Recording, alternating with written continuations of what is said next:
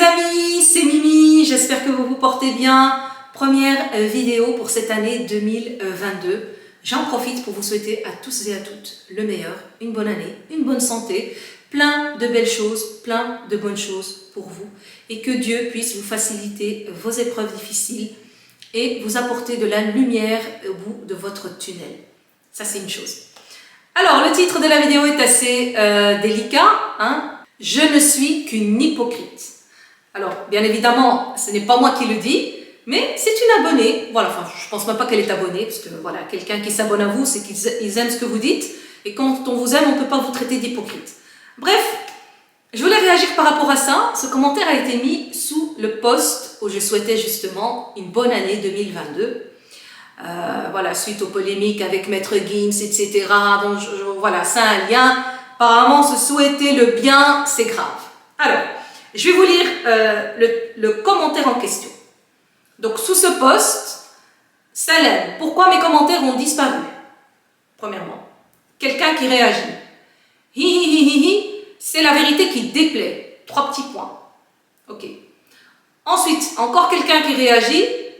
La vérité de nos jours ne sont pas bons à entendre et à écrire. Preuve que ce sont des hypocrites. Waouh!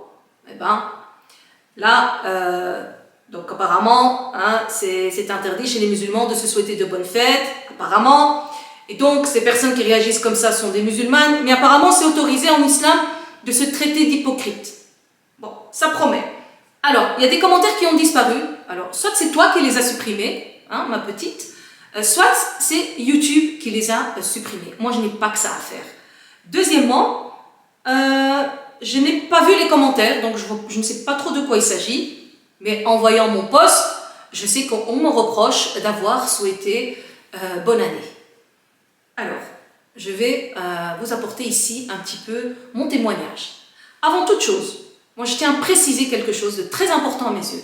Je ne représente aucunement l'islam à moi toute seule. La seule chose que je représente, c'est mon cheminement religieux, le mien, pas le vôtre. Je représente mon cheminement. Ça, je tiens à le préciser. Donc, ne vous comparez pas à moi. Chacun son degré de foi, chacun son cheminement. Alors, moi, je pars du principe où, en tant que musulman, on est tolérant les uns envers les autres. On se respecte les uns envers les autres. Alors, j'ai remarqué souvent que on appréciait, par exemple, je ne sais pas si vous connaissez le Premier ministre canadien, M. Trudeau, je pense que vous le connaissez tous, à chaque année, en tout cas, à l'approche du Ramadan ou à l'approche de l'Eid al-Fitr, il fait une petite vidéo. Assalamu alaikum. Aujourd'hui, les musulmans au Canada et ailleurs dans le monde vont célébrer l'Eid al-Fitr et souligner la fin du mois sacré du Ramadan. Il s'adresse à la communauté musulmane du Canada, entre autres, mais il s'adresse aux musulmans du monde entier. Où il fait ses vœux, il souhaite le meilleur, il nous souhaite, à nous en tout cas les musulmans, il nous félicite pour notre fête, il nous félicite pour notre jeûne, il nous félicite pour, pour nos croyances. Et là, vous avez 80% des musulmans hyper contents, hyper heureux. Moi, la première, ça me touche. Je suis vraiment honorée lorsque quelqu'un me souhaite à moi une bonne fête. J'ai remarqué, la vidéo, elle est partagée partout sur Facebook, tout le monde partage, et puis il y en a qui disent « Oh, jamais vous verrez M. Macron faire ça, jamais vous verrez un tel ou un tel faire ça, bravo M. Trudeau, bravo, bravo, on vous remercie. » Voilà, on le remercie de nous avoir souhaité de bonnes fêtes. Et nous, on ne peut pas souhaiter de bonnes fêtes aux autres. Alors, où est la logique dans tout ça? Ça s'appelle de l'égoïsme. C'est pas parce que vous souhaitez à quelqu'un de passer de bonnes fêtes que vous adhérez à ses croyances. Là, il y a une grande nuance. Moi, oui, je suis musulmane, fière de l'être. Encore une fois, je parle de mon cheminement. Et moi, j'ai mon voisin, chaque année, il m'envoie un mail, il m'appelle, il me souhaite de bonnes fêtes. Et bien, moi aussi, n'en déplaise à certains, chaque année, je lui souhaite, lui aussi, de passer de bonnes fêtes. Il y a une chose que vous ne devez pas oublier, c'est que pour nous, musulmans, nous sommes dans la vérité. Mais pour eux, ils sont dans leur vérité. Les juifs, pour eux, ils sont dans leur croyance est la vérité. Donc, vous avez aussi les athées qui ne croient en rien, pour qui, eux, ont raison. Il n'y a pas d'existence de Dieu pour eux. Donc, à partir du moment où vous connaissez vos croyances, vous connaissez vos limites, je ne vois pas en quoi souhaiter à quelqu'un de passer de bonnes fêtes va vous faire adhérer à ses croyances. Il y a vraiment une différence entre le respect, entre la politesse et la gentillesse. Ça, ce sont en plus des valeurs primordiales dans l'islam. Le vivre ensemble, c'est quelque chose qui est recommandé dans notre religion. Le respect, la sagesse, où sont parties toutes ces valeurs? On m'a même dit, tu as fait une photo avec un sapin de Noël, c'est haram. Haram de faire une photo avec un sapin de Noël? Je ne comprends pas, il y a vraiment des gens qui sont dans un délire profond. En quoi est-ce haram de faire une photo avec un sapin de Noël? C'est un sapin. C'est quand même la création de Dieu, le sapin, je sais pas moi. Et pourtant, on dit bien les vacances de Noël. Pourquoi vous acceptez que vos enfants restent à la maison pendant ces 15 jours? C'est aussi avouer que c'est la fête de Noël, que c'est le Fils de Dieu, etc., etc., etc. Dans ces cas-là, il faut refuser les vacances de Noël, il faut laisser vos enfants à tout prix, à l'école, etc. Et j'en passe, et j'en passe, et j'en passe. Mais moi, je kiffe les décorations de Noël. Je kiffe, je trouve ça magnifique, ces boules de Noël, ces banderoles, ces lumières, ces féeriques. Il faut dire ce qu'il y a, c'est magnifique. J'ai été à Dubaï, centre commercial, des sapins de Noël que vous n'avez jamais vus dans votre vie. De la tête jusqu'aux pieds, avec des Pères Noël là pour faire des photos. Et c'est la file, tout le monde veut faire une photo. Mais c'est une photo, c'est un souvenir. C'est pas parce que je fais une photo qu'un Père Noël que j'adhère à la religion catholique. Qu'est-ce que ça veut dire, ça? Donc si je fais une photo avec une amie juive, ça veut dire que j'adhère à la religion. Ça veut dire quoi tout ça? Qu'est-ce que ça veut dire, ce genre de mentalité? Pourtant, à Dubaï, c'est quand même un pays qui se rapproche un peu de la charia au niveau de la loi. Eh ben, il y a des sapins de Noël dans tous les shoppings et en boucle, jingle bell, jingle bell, jingle bell, ouais. Tellement je l'écoutais ces choses, par moments, je disais à ma soeur, oh, c'est reparti. Il n'y avait que ça en boucle. Eh ben quoi? Mais à l'heure de la prière, pam, c'est l'heure de la prière. Et vous avez des prayer rooms partout, des endroits où aller prier votre prière en tant que musulman. Pourquoi Dubaï fait ça? Oui, vous allez me dire c'est pour l'argent. Ben, Dubaï déjà il croule sur l'argent. Il n'y a pas besoin de nous pour se faire du fric. Pourquoi? Ça s'appelle un respect. Pour respecter la croyance de l'autre.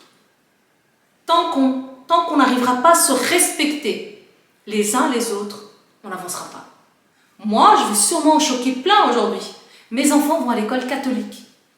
Un choix que j'ai fait de plein gré. Et que je ne regrette pas du tout. Moi, je suis très fière de ce choix. Pourquoi j'ai opté pour l'école catholique? On est musulmans. Pourquoi j'ai opté? Pourquoi? Parce que dans l'islam, on les appelle les gens du livre. Et pour comprendre la religion musulmane, on se doit de connaître la religion des autres. On ne peut pas adhérer à une croyance en ignorant l'existence des autres croyances.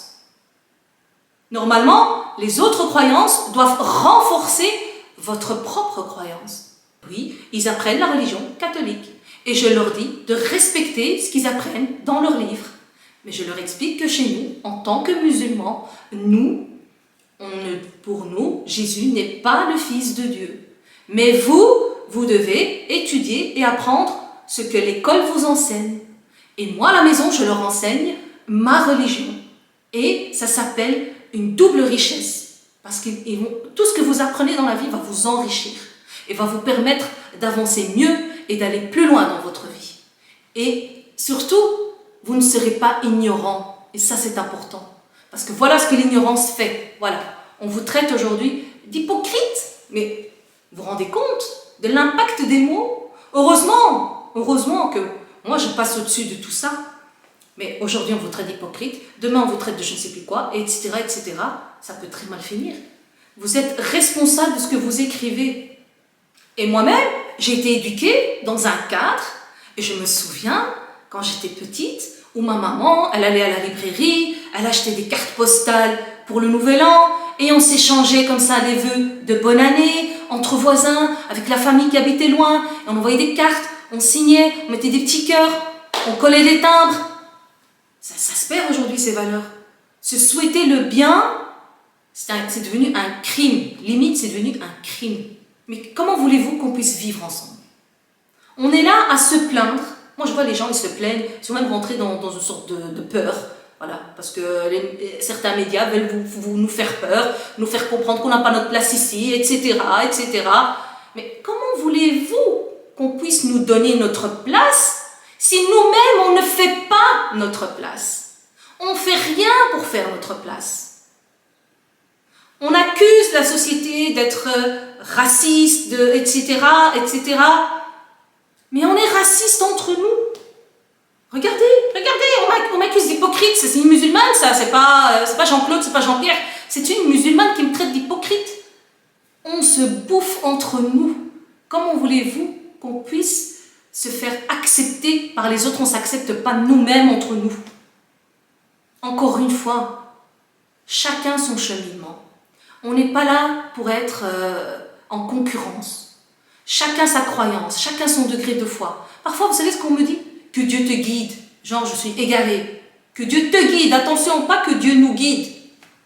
Même Dieu, il s'adresse à nous toujours avec vous. Oh, vous les croyants. Oh, vous. Oh, vous. Et là, eux, ils vous pointent du doigt. Oh, toi. Que Dieu te guide. Moi, je vais te dire une chose. Ne me demande pas la guider pour moi. Demande-toi la guider à toi d'abord. Parce que rien n'est garanti à personne. Aujourd'hui, tu es peut-être, toi, derrière l'écran, là, au top de ta foi, au niveau power. Mais demain, tu ne sais pas ce qui peut arriver. Il suffit que tu sois face à une épreuve et que tu perdes la foi. Personne n'est à l'abri de rien. Donc, au lieu de me demander la guider, demande-toi la guider à toi d'abord. Pense d'abord à toi avant de penser à moi. On est là à se chamailler, à se crêper la tête, les chignons, pour des bêtises, sincèrement des bêtises. Vous croyez vraiment que Dieu va nous punir parce que je lui ai dit à mon voisin bonne fête? Mais réfléchissez. Et regardez, vous avez vu le film Le Messager? L'histoire du prophète Mohammed sallallahu alayhi wa sallam.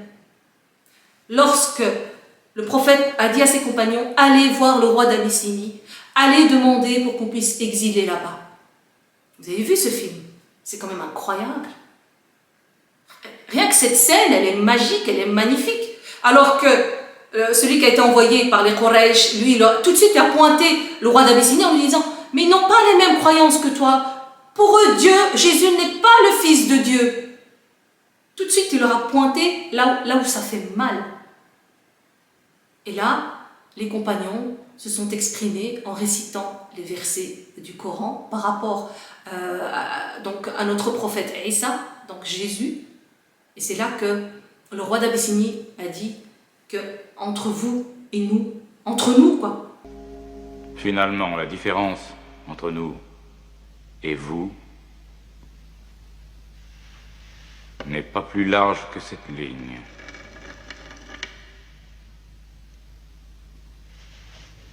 Contre une montagne d'or, je ne te les livrerai pas.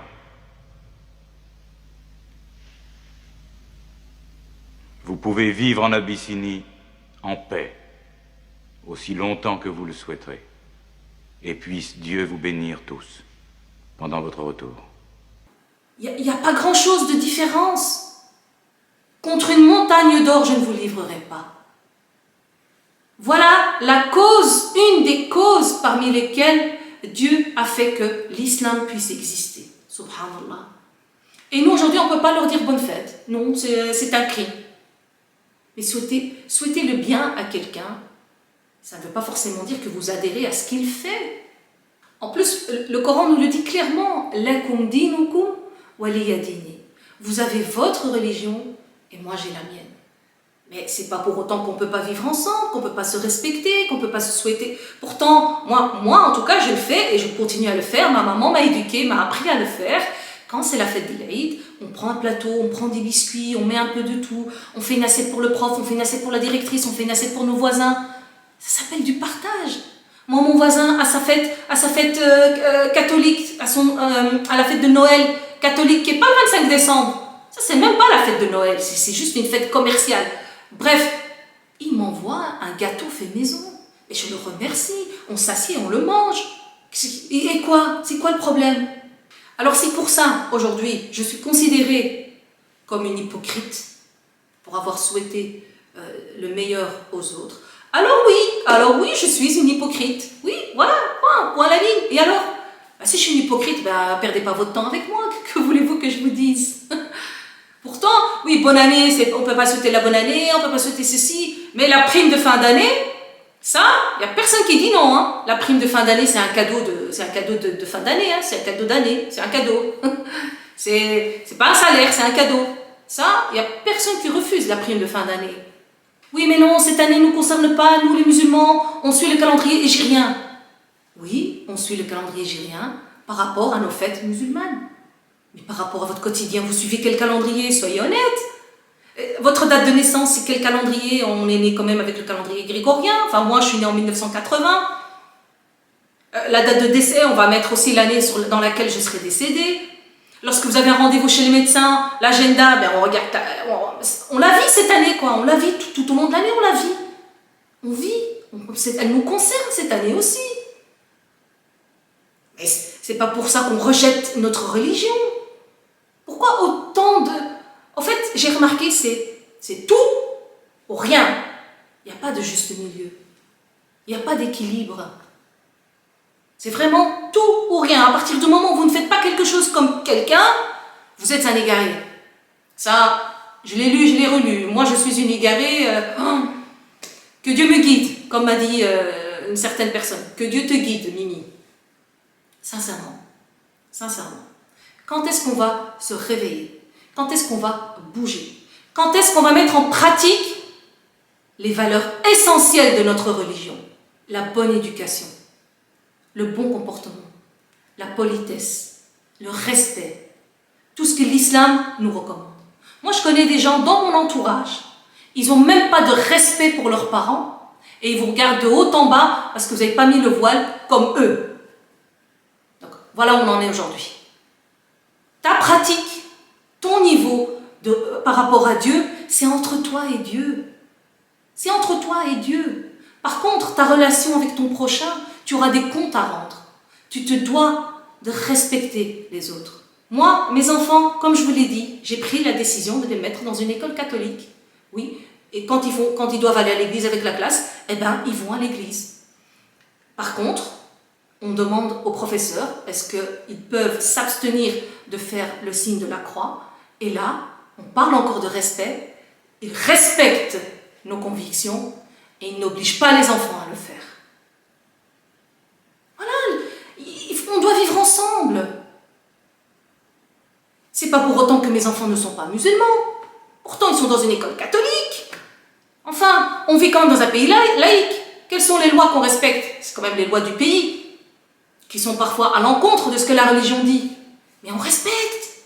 C'est ça le respect. C'est ça le vivre ensemble. Mais on vit ensemble quand même.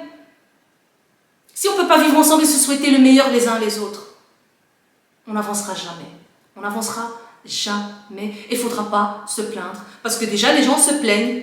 Ouais, et Zemmour, il veut faire ça. Ouais, Zemmour, il veut faire ça. Mais on le fait déjà, nous, entre nous. On le fait déjà, nous, entre nous. On n'a pas besoin de Zemmour pour que ça se fasse. On le fait déjà nous-mêmes. Sincèrement. On veut tolérer qu'on respecte nos choix, mais nous, on ne respecte pas le choix des autres. On veut tolérer qu'on respecte notre religion, mais nous, on ne respecte pas les religions des autres.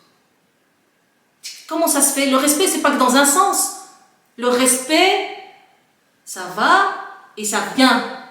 C'est un circuit. Franchement, moi, je trouve ça grave, sincèrement, moi, je trouve ça grave. Quand je me suis assise derrière mon PC tranquille pour faire mon travail, je tombe sur ça, je dis, non, il faut que je parle, ça bouillonnait en moi, il fallait que je me lâche. Voilà, je me suis lâchée. Encore une fois, je vais me répéter. Je ne représente que mon cheminement à moi, ma vision à moi. Comme disait Mohamed Bajrafil, il y a autant d'islam qu'il n'y a de musulmans. Chacun a sa vision de la religion, chacun. Certes, il y a des règles, je n'ai jamais dit le contraire. Mais si quelqu'un entrave une règle, c'est son problème, c'est entre lui et Dieu. C'est entre lui et Dieu. Qui suis-je moi pour me permettre de juger un tel ou une telle? Moi-même, je travaille encore sur moi et je vais aller me préoccuper des autres. Non, parce que moi, je serai seule dans ma tombe.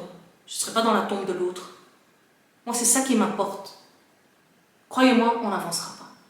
Donc, moi, je souhaite, à travers cette vidéo, que chacun et chacune d'entre nous, quelles que soient nos croyances, qu'on fasse un effort de se respecter. Qu'on accepte le choix de l'autre. C'est son choix, c'est pas le mien. En quoi souhaiter de bonnes fêtes va interférer dans mes convictions? En quoi? À ce moment-là, je sais pas moi, ne prenez pas vos enfants non plus à l'école parce que les professeurs qui enseignent à vos enfants ne sont pas forcément musulmans, vous ne savez pas qu'est-ce qu'ils ont dans la tête. Enfin, on ne vit plus alors. Enfin, je sais pas, il faut vivre dans une grotte ou sur une île ou je sais pas.